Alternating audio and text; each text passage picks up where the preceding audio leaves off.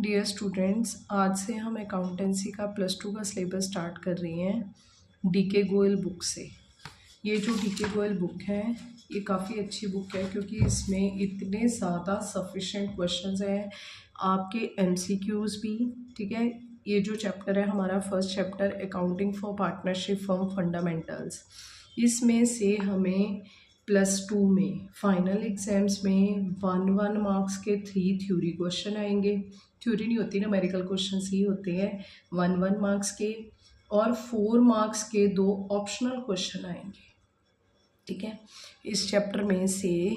और जैसे हमें बोर्ड में पेपर में आएगा वैसे ही मैं आपको तैयारी करवाऊंगी इसमें से। ठीक है, हम देखो अभी इस चैप्टर जो है, ये चैप्टर का नाम है फंडामेंटल।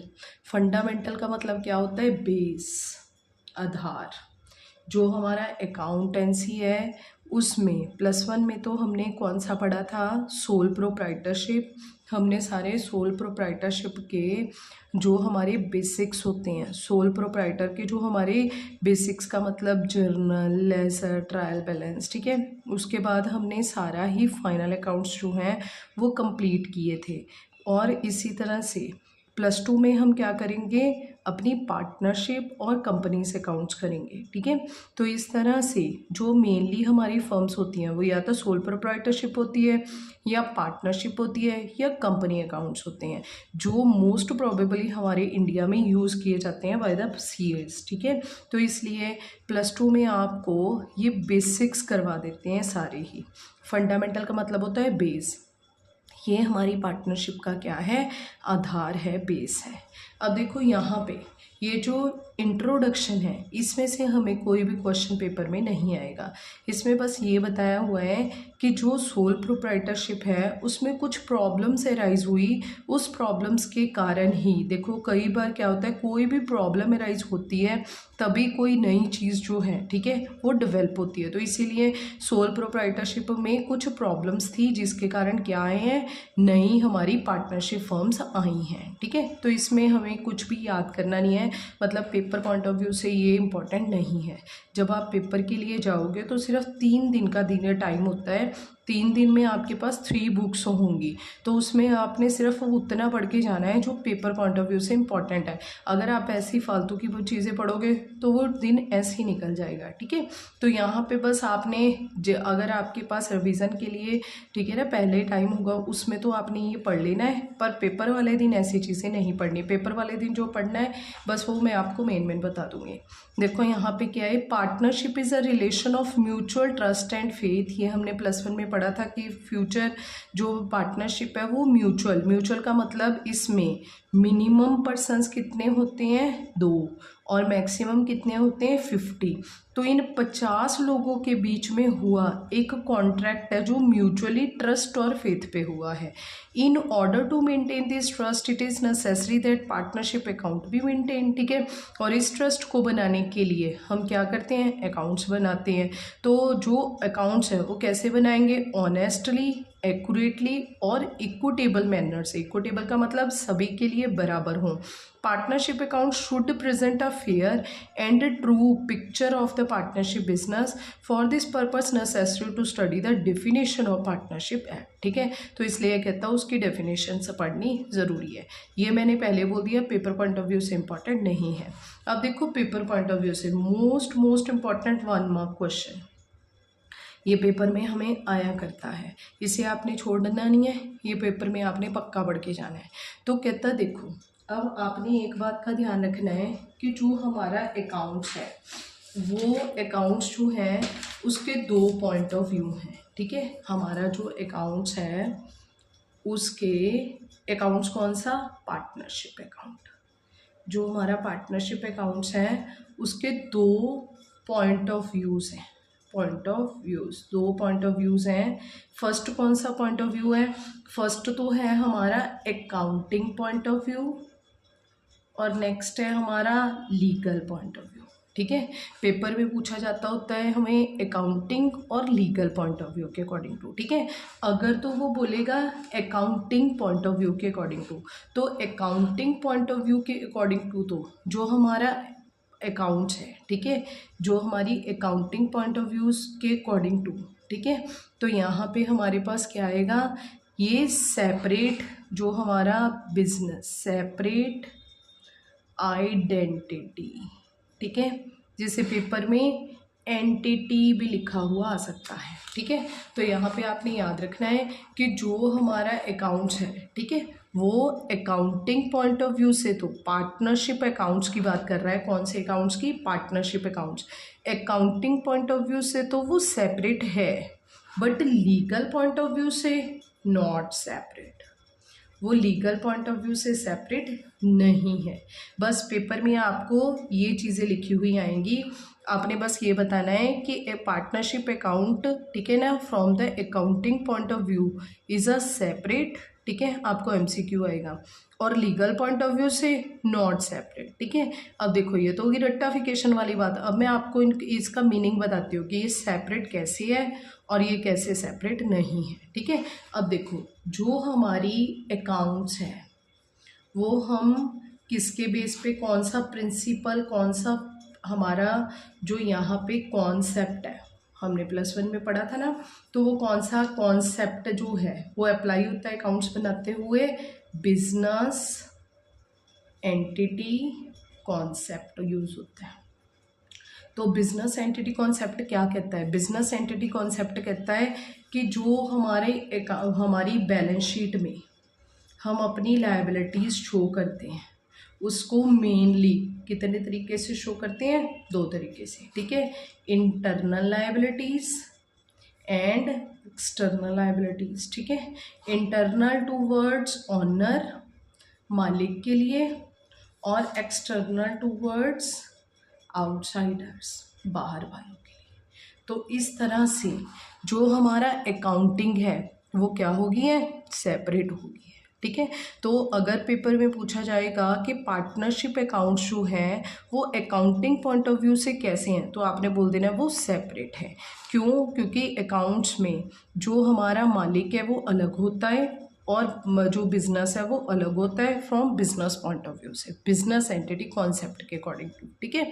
पर जो लीगल है, कानूनी है, ठीक है ना, जो हमारा इंडियन, पूरा याद करना है, इंडियन वर्ड पेपर में आपको जब ऑप्शन आया करती है, किसी ऑप्शन में इंडियन वर्ड्स दिया होता है, यहाँ पे किसी में नहीं दिया होता। आपने पूरा एक्ट का नाम याद करना है, इंडियन पार्टनरशिप एक्ट 1932, ठीक है ना, पूरा याद करना है, क्योंकि वहाँ पे ऑप्शन दी होती है, मैं आगे जाके आपको क्वेश्चन दिखा करवाती हूँ वो।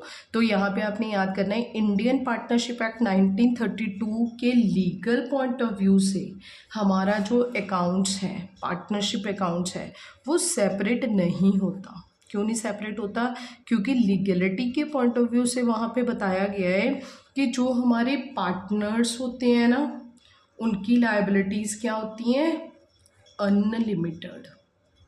अकाउंटिंग पॉइंट ऑफ व्यू से तो उनकी लायबिलिटीज़ 2 तरह की होती हैं और लीगल पॉइंट ऑफ व्यू से उनकी लायबिलिटीज़ अनलिमिटेड होती हैं। अनलिमिटेड होने के कारण क्या होता है कि जो हमारे पैसे, अगर बाई चांस, ठीक है ना, हमारा जो पार्टनर्स हैं और या फिर हमारी जो फर्म है उसके गुल्लक में पैसे नहीं अवेलेबल होते, तो पार्टनर्स को अपने पर्सनल एसेट्स को बेच के पैसे लाने पड़ते हैं, ठीक है। तो इस पॉइंट ऑफ व्यू से क्या हुआ? मालिक और बिजनेस क्या हो गए? एक हो गए, ठीक है। तो वो सेपरेट नहीं होते।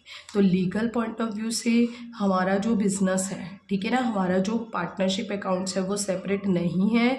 सारी देनदारियां बिजनेस की कौन पूरी करेगा? मालिक। अगर तो उसकी जेब में पैसे है तो जेब से पैसे दे देगा, अगर जेब में पैसे नहीं है तो वो अपनी पर्सनल एसेट बेच के सारे पैसे देगा। और अकाउंटिंग पॉइंट ऑफ व्यू से हमारी लायबिलिटीज़ क्या हैं? सेपरेट हैं, ठीक है।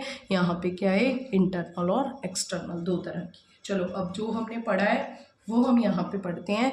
As per accounting viewpoint, partnership firm treated as separate, business entity distinct from its members. क्यों? क्योंकि वो डिफरेंट होती है। आपने याद रखना है, आपने एमसीक्यूज करने हैं, कोई डायरेक्ट क्वेश्चन आपके पास नहीं आएगा। और बच्चे यहाँ पे जितना भी हमारा अकाउंट्स है, पूरे अकाउंट्स में 80 नंबर में से सिर्फ थ्योरी कितने नंबर की है? 4 मार्क्स की, ठीक है।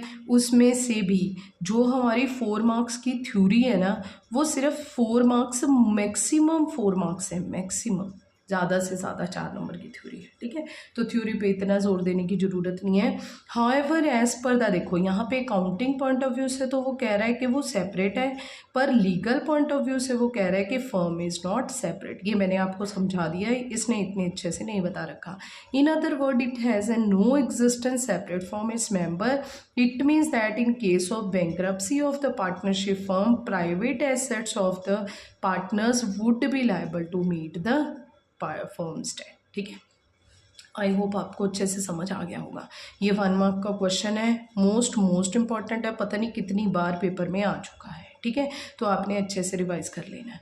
अब देखो नेक्स्ट 1 मार्क क्वेश्चन अगेन, ठीक है। मोस्ट इंपॉर्टेंट क्वेश्चन है, बस मैं आपको वही क्वेश्चन बताऊंगी जो पेपर में आने वाले हैं। अब देखो नेक्स्ट है डेफिनेशन ऑफ पार्टनरशिप फर्म। अगर पेपर में पूछा जाता है कि एज पर द सेक्शन 4, हम जो इंडियन, हमारा एक्ट याद रखना है, एक्ट सेक्शन हमारे सिलेबस में सारे 4 सेक्शन है, ठीक है ना, कोई ज़्यादा सेक्शंस नहीं है। एक्ट आपने याद कर लेना है, एक्ट आपके सिलेबस में सिर्फ 2 हैं, एक आप 1932 पढ़ोगे, एक 2013 पढ़ोगे, ठीक है। अब देखो इंडियन पार्टनरशिप एक्ट 1932 का सेक्शन 4, ठीक है, जो हमारा सेक्शन 4 है वो किसकी बात कर रहा है, वो डेफिनेशन ऑफ पार्टनरशिप की बात कर रहा है। Definition of partnership section 4 of Indian partnership act 1932 defines, वो क्या बता रहा है हमारी पार्टनरशिप के बारे में। अब देखो यहाँ पे हमारी पार्टनरशिप के बारे में बताया गया है कि तब partnership is a relation between persons, यहाँ पे कितने पर्सन्स हैं, मिनिमम 2 और maximum 50, who have agreed to share the profits, ठीक है, जो क्या करते हैं, प्रॉफिट्स को शेयर करते हैं। याद रखना है हम सेक्शन 4 के अकॉर्डिंग टू पढ़ रहे हैं, यहाँ पे सिर्फ प्रॉफिट्स की बात की हुई है, एंड लॉसेस वर्ड नहीं लिखा हुआ, ठीक है। और पेपर में जब हमारे पास ये डेफिनेशन आया करती है, मोस्ट ऑफ द टाइम बच्चों की मिस्टेक क्या रहती है, देखो वहाँ पे 4 ऑप्शंस गिवन होंगी, ठीक है। 4 ऑप्शंस में एक में तो लिखा होगा प्रॉफिट्स ओनली, मतलब ओनली प्रॉफिट्स, जो ये वाली डेफिनेशन दे रखी है। दूसरे में लिखा होगा प्रॉफिट्स एंड लॉसेस, ठीक है। और तीसरे में कुछ भी वो लिख सकता है कि no profit, no losses, whatever, या नन ऑफ दी अबव। तो आपने फर्स्ट वाले पे टिक लगाना है पेपर में जिसमें प्रॉफिट्स ओनली की बात कर रहा है। तो आपको ये बात याद रखनी है कि जो सेक्शन 4 है वो सिर्फ किसकी बात कर रहा है, ओनली प्रॉफिट्स की बात कर रहा है, ओनली प्रॉफिट्स, ठीक है। Of the business carried on by all, ये बिजनेस सारे भी कर सकते हैं, और any of them acting for all, कोई एक भी कर सकता है पर करेगा सभी के लिए, ठीक है। अब देखो जैसे कि मान लो एक फर्म है, उसमें ABC 3 या चलो 4-5 पार्टनर हैं, ठीक है। 5 पार्टनर में से ये जितने भी 4 पार्टनर हैं ABCD, ये चारों पार्टनर जो हैं वो एक्टिव पार्टनर है, एक्टिव पार्टनर, ठीक है। एक्टिव का मतलब उन्होंने पैसा लगाया है, और जो ई है वो हमारा एक पैसिव पार्टनर है।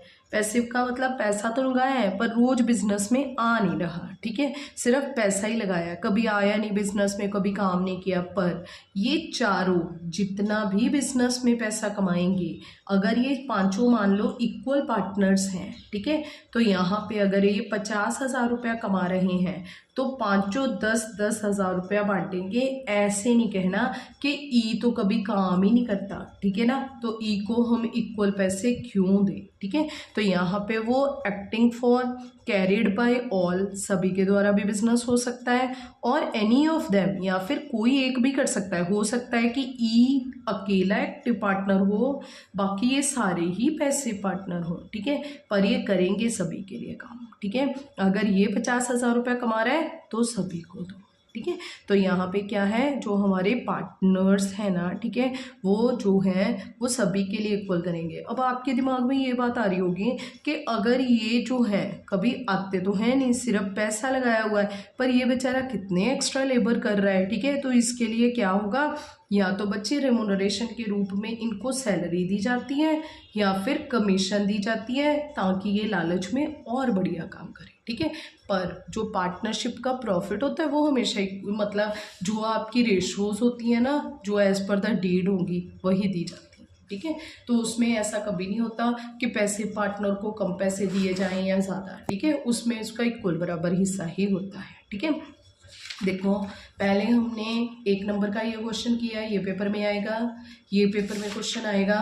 उसके बाद देखो हमारे पास स्टैट्यूटरी फीचर्स हैं, ठीक है, असेंशियल भी हो सकता है पेपर में लिखे हो, या फिर इसकी जगह स्टैट्यूटरी वर्ड भी लिखा हो सकता है। स्टैट्यूटरी वर्ड का मतलब क्या होता है, लीगल, ये लीगल करेक्टरिस्टिक्स हैं। अब देखो जितने भी लीगल करेक्टरिस्टिक्स हैं ना, सारे पेपर वाले दिन पढ़ के जाने की ज़रूरत नहीं है, सिर्फ हमने कौन कौन सा पढ़ना है। एक तो हमारा फर्स्ट 1 मार्क क्वेश्चन पेपर भी आएगा इसमें से, ठीक है, और एक हमारा ये 5th पॉइंट 1 मार्क क्वेश्चन आएगा, ठीक है। बाकी इसमें से कोई भी इतना अच्छा नहीं है, कोई भी पढ़ के जाने की ज़रूरत नहीं है। हाँ आप पेपर से पहले जब रिवीजन कर रहे हो तो उस टाइम आप पढ़ सकते हो अगर पढ़ना है, ठीक है। तो देखो भाई फर्स्ट जो है, there must be at least 2 person. ये पेपर में कई बार पेपर में क्वेश्चन पूछा गया है कि मिनिमम मेंबर्स कितने होते हैं, एटलीस्ट कितने होते हैं, तो 2 टू फॉर्म अ पार्टनरशिप, ठीक है। अगर पार्टनरशिप बनानी है तो उसमें 2 मेंबर होने जरूरी हैं। Such person must be competent. Competent का मतलब क्या होता है, कैपेबल होने चाहिए, उनके दिमाग होना चाहिए इतना कि वो अपना भला बुरा सोच सके, ठीक है। As per the Indian contract 1872, ये हमारे सिलेबस में नहीं है, ठीक है। तो कहता है इंडियन कॉन्ट्रैक्ट एक्ट 1872 कहता है कि every person except the following competent, इन सभी को छोड़ के बाकी सारे कॉम्पिटेंट होते हैं, ये कॉम्पिटेंट नहीं है, ठीक है। फर्स्ट है माइनर, माइनर बच्चा होता है, वो अपना बुरा बुरा नहीं सोच सकता, तो उसे हम अपना पार्टनर नहीं बनाएंगे। नेक्स्ट है पर्सन ऑफ अनसाउंड माइंड, एक पागल पर्सन, ठीक है, वो भी अपने बारे में भला बुरा नहीं सोच सकता, तो वो भी हमारा पार्टनर नहीं बन सकता। पर्सन डिसक्वालिफाइड बाय लॉ, जिसे जेल हो गई है, जिसने किसी के साथ फ्रॉड कर लिया है, ठीक है, उसको भी अगर आपने अपना पार्टनर बना दिया है तो आप कभी लीगली उसे कानून के पास कभी जेल में जाके मतलब या फिर कोर्ट में जाके आप उसकी रिपोर्ट नहीं लिखवा सकते पुलिस में जाके, ठीक है। क्यों, क्योंकि कोर्ट ने उसे इलीगल माना हुआ है, उसे इनकम्पिटेंट माना हुआ है, ठीक है। तो इन सभी को छोड़ के, ये मोस्ट इंपॉर्टेंट है, एक्ट के बारे में बात नहीं होगी पेपर में, पर इनकम्पिटेंसी के बारे में बात हो सकती है, ठीक है। तो ये पेपर में क्वेश्चन आ सकता है आपको। नेक्स्ट मोस्ट इंपॉर्टेंट जो चीज़ आने वाली है इस पॉइंट में से, वो ये चीज़ है, partnership act does not specify maximum number of partners. याद रखना है हमारी एक्ट 1932 में कहीं नहीं लिखा हुआ कि मैक्सिमम नंबर ऑफ पार्टनर्स कितने होने चाहिए, पर आप कहोगे कि बार बार मैडम तो कही जा रहे हैं कि मिनिमम 2 होने चाहिए, मैक्सिमम 50 होने चाहिए, तो यहाँ पे लिखा ही नहीं हुआ, तो 50 कहाँ से आया। तो 50 जो है बच्चे वो हमारे एक्ट 1932 में से नहीं आया हुआ, वो कौन से एक्ट में से आया है, वो इंडियन कंपनीज एक्ट 2013 में से आया है। याद रखना है ये इंडियन कंपनीज एक्ट 2013 की बात हो रही है, 2013 में दिया हुआ है, ठीक है। तो यहाँ पे बट ये भी मोस्ट इंपॉर्टेंट पॉइंट है, ये याद रखना है। एक तो ये वाला कि यहाँ पे maximum number of partners given नहीं है, एक्ट 1932 में नहीं दिए हुए, 2013 में दिए हैं। पर जो सेंट्रल गवर्नमेंट है ना, prescribed maximum number of partners, जो सेंट्रल गवर्नमेंट थी ना, उसने आपको मैक्सिमम नंबर ऑफ पार्टनर पता कितने बताए थे, 100। ये सीए का क्वेश्चन है, सीए में आया था, +2 में तो नहीं आया कभी भी, ठीक है। तो सेंट्रल इसी साल 2024 का क्वेश्चन है ये, कहते तो सेंट्रल गवर्नमेंट है उसने तो प्रिस्क्राइब्ड किए थे 100 मेंबर होने चाहिए, ठीक है। बट कहते हमारे एक्ट 2013 ने जो चूज़ किए हैं, जो लिए हैं, वो कितने लिए हैं, 50, ठीक है, 50 मेंबर्स लिए हैं। पर कहते numbers of partner in a firm to be 50, vide rule 10 of companies rule 2014, ठीक है। ये आप रहने देना याद करने को, बस आप एक्ट 2013 याद कर लेना, ठीक है। अब देखो नेक्स्ट है minor partner. Minor partner can not be admitted as a partner, वो हाँ आप अपनी इच्छा से उसे पार्टनर बना सकते हो, ठीक है, पर एक्ट जो है वो उसे वैलिडिटी नहीं देता। अब आप कहोगे कि अगर एक्ट वैलिडिटी नहीं देता फिर हम उसे पार्टनर क्यों बनाएं, ठीक है। पर कई बार सिचुएशन ऐसी होती है, जैसे कि मान लो हमारे पास ABC 3 पार्टनर हैं, ठीक है। ए ने तो बिजनेस में पैसा लगाया 10 लाख, बी ने पैसा लगाया सिर्फ 1000 और सी ने लगाया 5000। मान लो इतना थोड़ा पैसा लगाते तो नहीं है, खैर हम ऐसे ही एग्जांपल ले रहे हैं। तो देखो भाई इस ए पर्सन ने सबसे ज़्यादा पैसे लगाए हुए हैं, और in case in any emergency, चलो इन एनी मिस हैपनिंग, जो ए है उसकी होगी डेथ। अब ये तो हमारी फर्म जो है, हमारी शॉप जो है, वो तो ए के भरोसे ही चल रही थी, इन दोनों ने तो कुछ पैसा लगाया ही नहीं है, ठीक है। पर अब इसकी डेथ होने के कारण अब क्या होगा, इसकी फैमिली में मान लो इसकी वाइफ है और इसका छोटा सा बेटा है, जो बेटा है वो सिर्फ 12 ईयर्स है, 12 साल का बेटा है, ठीक है। तो यहाँ पे जो ये पर्सन्स हैं, ये अगर चाहें तो ए का जो बेटा है 12 साल का, ठीक है, तो उसे एज अ पार्टनर ले सकते हैं। पर वो सिर्फ किस चीज़ के लिए पार्टनर बनेगा, फॉर प्रॉफिट्स ओनली, ठीक है। वो सिर्फ प्रॉफिट्स के लिए बनेगा, लॉसेस के लिए वो नहीं बनेगा। इसीलिए जो हमारा सेक्शन 4 है ना, वो भी सिर्फ किसकी बात करता है, प्रॉफिट्स की बात करता है, लॉसेस की बात नहीं करता, ठीक है। तो अगर आप अपने बेनिफिट के लिए चाहते हो तो माइनर को पार्टनर ले सकते हो, पर इस माइनर के ऊपर आप कभी केस नहीं कर सकते। अगर इसने कुछ घपला कर दिया, कोई पैसा खर्च कर दिया, कुछ भी, उसके लिए आप खुद रिस्पॉन्सिबल होगे, ठीक है। तो यहाँ पे देखो इसने ऐसे लिखा है कि जो माइनर है वो can not be admitted as a partner in a firm, however it is allowed to participate in profits of the firm, ठीक है। पर वो प्रॉफिट्स के लिए पार्टिसिपेट कर सकता है। नेक्स्ट एग्रीमेंट, एग्रीमेंट तो मस्ट है, विदाउट एग्रीमेंट जो है वो पार्टनरशिप फर्म नहीं होती। अगर आप चाहते हो कि आपकी पार्टनरशिप में कभी कोई झगड़ा ना हो, ठीक है, बट इन केस आपने पार्टनरशिप एग्रीमेंट नहीं बनाया तो कोई बड़ी बात नहीं है, ठीक है। तो अगर आपने पार्टनरशिप पार्टनरशिप एग्रीमेंट नहीं बनाया तो आप किसके अकॉर्डिंग टू चलोगे, as per the rules of Indian partnership act 1932, वो हम आगे जाके पढ़ लेंगे, ठीक है। It must be come in to existence by agreement, not by the operation of law. कहते हैं on the contrary, Hindu undivided family come in to existence by the operation of law, not by an agreement, ठीक है। Such an agreement can either the oral और written, the agreement form the base of mutual rights, duties of the partners, ठीक है। बस इसमें duties लिखी होती है, सारा कुछ लिखा होता है, जरूरी नहीं है अगर आपके पास पार्टनरशिप एग्रीमेंट बनाया हो तो अच्छी बात है, ठीक है ना, कोई डिस्प्यूट्स राइज नहीं होते, बट इन केस आप नहीं भी बना के चलते तो भी कोई बड़ी बात नहीं है, ठीक है। नेक्स्ट है एग्जिस्टेंस ऑफ बिजनेस, बिजनेस का होना जरूरी है, ठीक है। अब मान लो 4 पार्टनर हैं, 4 बंदे इकट्ठे हुए, ABCD 4 बंदे इकट्ठे हुए, चारों ने पैसा लगाया, लाख रुपया लगा दिया, 2 लाख रुपए लगा दिए, 5 लाख रुपए लगा दिए, 7 लाख रुपए लगा दिए, ठीक है। तो इन सातों के पैसों, इस चारों के पैसों से जितना भी सामान आया, मान लो इन्होंने बुक्स खरीदी, ठीक है, बुक्स खरीद के इन्होंने बेची नहीं। ऐसे नहीं है कि 50 रुपये की बुक जो है वो हमने 70 रुपये में बेच दी और 20 रुपये कमा लिए, नहीं, ऐसा नहीं किया। बिजनेस तो वही होता है ना, जब आप अपने बेनिफिट्स के लिए आप मैक्सिमम अमाउंट पे उस चीज़ को बेचते हो, ठीक है ना। तो यहाँ पे वो ऐसा नहीं कर रहे, उन्होंने ये जो बुक्स हैं वो किनको बांट दी, वो पिंगलवाड़ी में बांट दी, ठीक है ना, वो उन्होंने जाके गरीब बच्चों को, ठीक है ना, स्लम एरिया में जाके बांट दी, ठीक है। और यहाँ पे इनको कोई पैसा तो नहीं आया ना, ठीक है, तो इसको हम पार्टनरशिप नहीं बोलेंगे।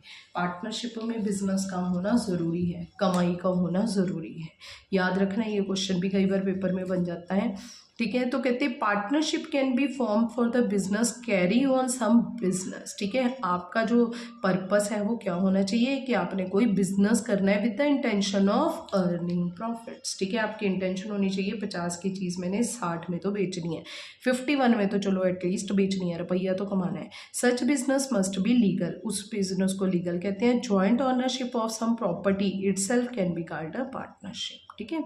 नेक्स्ट है शेयरिंग ऑफ प्रॉफिट्स, जैसे कि सेक्शन 4 है वो किसकी बात कर रहा है, ओनली फॉर प्रॉफिट्स की। The agreement between profit must aim at sharing of profits, उसका एम जरूरी क्या होना चाहिए, प्रॉफिट बांटना। पर if some partners join hand to run the charitable activities it will not be called a partnership, क्योंकि वो बिजनेस ही नहीं हुआ फिर, ठीक है। Further if the partner is deprived of the right to the share of profits he can not be called a partner, ठीक है। अगर वो प्रॉफिट नहीं ले रहा, सिर्फ वैसे ही जैसे कि हमने नॉमिनल पार्टनर की बात की थी, +1 में पढ़ा था कि फादर सिर्फ अपने बच्चे को नाम देने के लिए अपना, ठीक है, पार्टनर बना हुआ है, ठीक है, तो वो भी हमारे पार्टनरशिप में नहीं आएगा। But it is not necessary that partners should share losses, ठीक है। सेक्शन 4 कहीं पे भी लॉसेस की बात नहीं कर रहा। It may be agreed between the partners that one or more of them shall not be liable for the losses, ठीक है। हो भी सकते हैं लायबल, नहीं भी हो सकते, ठीक है, क्योंकि हमने माइनर के केस में भी पढ़ा है, आगे जाके मैं और भी बताऊंगी, ठीक है। Next, relationship of personal principal and agent, most important question है। यही क्वेश्चन ज़्यादातर पेपर में आया करते हैं। जब जिसको मैंने 1 मार्क्स का आपको एक बार लिखवा दिया है ना, वो आपने पक्का पढ़ के जाना है, ठीक है। अब देखो नेक्स्ट कहता है each partner is agent as well as principal of firm. Agent becomes कहते because he is bind for the partners by the act, ठीक है। एक पर्सन जो है वो सभी के लिए, देखो जी, एक पर्सन जैसे कि मान लो ये 4 पार्टनर्स थे ABCD, ठीक है। अगर ये चारों में से मान लो ना, अभी मैं आपको एक एग्जांपल देती हूँ, ये 4 पार्टनर हैं, चारों में से ये जो 3 पार्टनर हैं, ठीक है, ये है पैसिव पार्टनर, ये तीनों तो पैसिव पार्टनर है, सिर्फ इन्होंने पैसा लगाया बिजनेस में, किया कुछ भी नहीं, ठीक है। और ये जो D है ये एक्टिव पार्टनर है, इसने पैसा भी लगाया है, रोज काम भी कर रहा है, ठीक है ना। इन्होंने सिर्फ पैसा लगाया, काम नहीं कर रहे कुछ भी, ठीक है। और मान लो ये फॉरेन में है, ये जो है ये फॉरेनर्स हैं, ये फॉरेन में रह रही हैं अभी, ठीक है। तो ये जो फॉरेनर्स हैं, फॉरेन में रह रही हैं, सारा काम ये कर रहा है। मान लो इनकी ना एक ऑटो फैक्ट्री है, ऑटो की फैक्ट्री है, ठीक है ना, ये ऑटो चलाते हैं और सॉरी ऑटो बनाते हैं, ठीक है। तो यहाँ पे ये जो पर्सन है D, इसने ना जानबूझ के कि मेरे इनको कौन सा कुछ पता चलेगा, ठीक है ना, मैं घपला कर लेता हूँ, तो इसने ना एक ऑटो में एक ऐसा कोई गलत रॉ मटेरियल, कोई ऐसा मटेरियल लगा दिया जिसके कारण जो ऑटो है ना, वो जैसे कोई खरीद के लेके जाता है उसकी ब्रेक फेल हो जाती हैं और वो पर्सन की ना एक्सीडेंट हो जाता है। अब एक्सीडेंट्स बहुत ज़्यादा होने लग गए तो इसकी कंप्लेंट होगी, ठीक है। अब जब ये इसकी कंप्लेंट हुई ना, तो ये ऐसे नहीं है कि सिर्फ यही फंसेगा, यही जेल में जाएगा, ये चारों ही जाएंगे, ठीक है। क्यों? क्योंकि ये चारों ही रिस्पॉन्सिबल होंगे। ये जो पर्सन है, एक पार्टनर, कोई भी एक पार्टनर है, वो एक टाइम पे प्रिंसिपल और दूसरे टाइम पे एजेंट का काम करेगा और एक के लिए सारे ही क्या हो जाएंगे, बाउंड हो जाएंगे, ठीक है। तो कहते हैं each partner is an agent as well as principal of the firm. Agent becomes because he can bind, agent कैसे बनेगा, वो बाइंड हो गया है, ठीक है, अदर पार्टनर्स के एक्ट के कारण, ठीक है। And the principal because himself can be bound by the act of others, ठीक है। तो एक टाइम एजेंट बन गया, एक टाइम प्रिंसिपल बन गया, ठीक है। नेक्स्ट क्या है, बिजनेस, जो कहता है business carried on by all, एक द्वारा भी किया जा सकता है और सभी के द्वारा भी, ठीक है, ये मैंने पहले ही बता दिया आपको। नेक्स्ट उसके बाद क्या है, next is no separate existence, जो हमारी मैंने आपको पहले बोला है from the legal point of view, जो पार्टनरशिप है ना उसकी सेपरेट एग्जिस्टेंस नहीं होता। क्यों? क्योंकि पार्टनर्स की जो लाइबिलिटीज हैं वो क्या होती हैं, unlimited. A partnership firm has no separate existence from its member, it means all agreement enter with the firm will enforceable against each partner separately and jointly. क्यों? क्योंकि अगर फर्म की जेब में पैसा नहीं, फर्म की गुल्लक में पैसा नहीं है और पार्टनर की जेब में भी नहीं है, तो वो कहाँ से लेके आएगा, अपने पर्सनल एसेट्स को बेचेगा, ठीक है। तो लीगल पॉइंट ऑफ व्यू से हमारी जो पार्टनरशिप फर्म है उसकी सेपरेट लीगल एग्जिस्टेंस नहीं होती, ठीक है। चलो आज इतना ही, बाकी हम कल करेंगे।